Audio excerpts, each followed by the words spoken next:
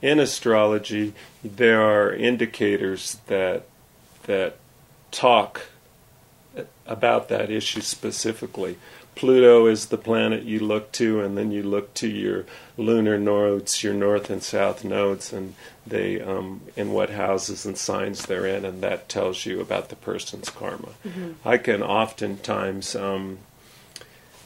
get pretty clear about what a person's most previous lifetime looked like, the kind of person they were, why they decided what they decided, why they were going where they were going. And I take that to think in my own mind that, okay, so I did some things in my past life, and then I'm incarnating into this life, so I decide, all right, there's some things I want to work out, there's some things that I want to kind of pay back because I feel like I need to based on my karma. Therefore, I'm going to be born exactly this time, on this day, so that, boom, I get imprinted this way and I can follow that path based on kind of what I'm setting up for myself in the future. Right. That's exactly what I believe. And that is a big point with astrology, is that this birth chart that we have, we chose. Right, so it's always about choice. Right, even from the get-go, even before the get-go. Before the get-go. So to speak. Excellent. Well, I have a good story I would like to tell, and it's very connected to you and Mitch, your colleague Mitch, because a couple of years ago I had a hypnotherapy session with him, and he regressed me back to my birth, and I got to relive taking my first breath and feeling the imprinting that the universe actually does on you when you take your first breath. Wow. I felt it very viscerally, and it was extremely powerful. And it was real wonderful, of course, for me as an astrologer to have that experience because I felt it. So you felt it in your cells and going into your body? It was so powerful. It was just like boom. Space-time signature. Done. Because you're just this fresh being. You take your first breath, that's life, and you just get imprinted. And it was so powerful and such a particularly wonderful thing for me to get to experience being an astrologer, because I already believed that, but then to actually feel it was quite a rewarding experience. So fantastic. I'm going to have to go have a natal session now and get that feeling of that imprint. And it's interesting that you call those sessions natal sessions too, and in astrology we call it a natal chart. Of course, there's obvious reasons for that, but there's always so many interesting connections between all the healing arts, and there's such a reflection of one another, another facet of the same thing, like the things you believe as a hypnotherapist are so similar to the things that most astrologers believe, about life also. We're sort of bringing the same basic belief system to the table. And yeah, I notice that when I'm talking to other people too, that you may be talking oranges, but this is a navel orange, and this is, I can't think of another name of an orange. But Valencia. Valencia, there you go. But really, you're talking about oranges. You just kind of connect them in slightly different ways or with different tools. And I think these times are very exciting because I think that, humanity does have an opportunity right now to transform itself and emerge into a whole new identity, and I think we're well into that process, and all these different dynamic things that we're involved in are certainly tools for that birthing of the new human being.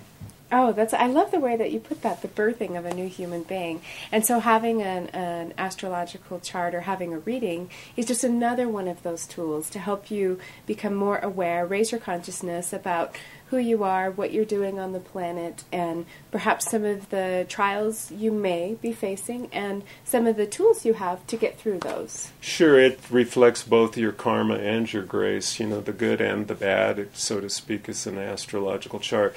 And really, it is designed to help you maximize your potential and be clear about what that potential is and how you, in fact, can get there. So, it's very exciting. It's very fun work, and usually people who come to get an astrological chart, feel very validated by astrology. and it helps to strengthen their commitment to the things that they're interested in, and their resolve as a human being, and as far as achieving their goals and becoming the person they felt they came here to be. Most of this stuff is already so much a part and parcel of who you are that when somebody else reflects that back at you, it just becomes a real positive experience. It really validates what you've always thought and felt, and it's so good to hear oftentimes a stranger tell you those things about yourself. I know that when I had my reading with you, I had a natal and the transit reading with you last year, that it was exactly my experience, just having kind of these issues rolling around and having these thoughts about where I was going in life, and then you sitting down and without me ever saying any of those things, reflecting those back and knowing, okay, this issue that I feel like I've been having, that I've been working through, really is something that I came into this life to heal. And I felt it was almost like the jetpack, like power boost, for me to say, yep, it's really time for me to get on past this and move towards my maximum potential, which was really great to hear from somebody else say, hey, look, you have the potential to do these things in your life. So I found it such a useful tool, and also the transit, to know that when I was slugging through the mud, like the weather report, that what, the sun's going to come out tomorrow, just keep on going, girl. Well, it's sort of making me laugh because I can remember saying to you, you have the potential to be a talk show host, and here we are less than a year later, and you've been having a TV show for the last 6 months. Yes, so thank you, Mr. Cooper, for showing me more of my potential. If you'd like any more information about Howard or how to get in touch with him, please visit our website at itsyourmindthatmatters.com. Howard's information is posted there, and he looks forward to your questions. So thank you again for joining me today, Howard. Thank you, Brandy. It was my pleasure. Oh, I had so much fun interviewing Howard. He's such a neat person, and he has such calming energy. Whenever I'm around him, it's kind of like, oh, Howard. So he is great to get a reading from and learn all of these interesting things. I know, he's very grounded, and he's got that deep voice, and it's very hypnotic. Yes. So that was a great interview, and I learned so much, because I know, like you said, people talk about astrology, and we hear so much about astrology and tarot and all these fancy little words, especially being so close to Santa Fe. It's all about all that stuff, and so it was real interesting for me to learn a little bit more about the dynamics of astrology. Yeah, great. And now you did a fantastic interview with Howard as well on the tarot deck and a reading, and you guys had a fun little reading at the end. Yeah, that was really fun. That was fun. And actually, before we show that clip, Mitch, we also have a clip of the history of tarot.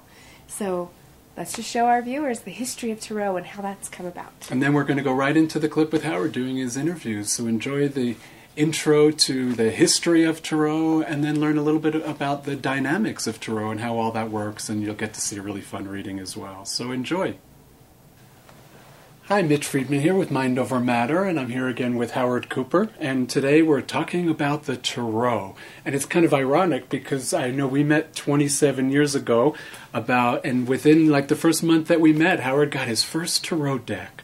So, yeah, that was kind of funny that 27 years later, here we are doing this interview about the tarot. So, I know Who knew, right? Who would have thunk? Yeah. So I know a lot of the audience is probably wondering, well, what is the tarot? I know a lot of people have heard about it, and they've seen different kinds of decks. There's so many different varieties of decks out there. So if you could just tell the audience a little bit about what is the tarot? Well, the tarot is an archetypal classification of all of our life's experiences. And it operates under the theory that there are 22 archetypal experiences that one can have in life, and that every experience falls into one of those categories.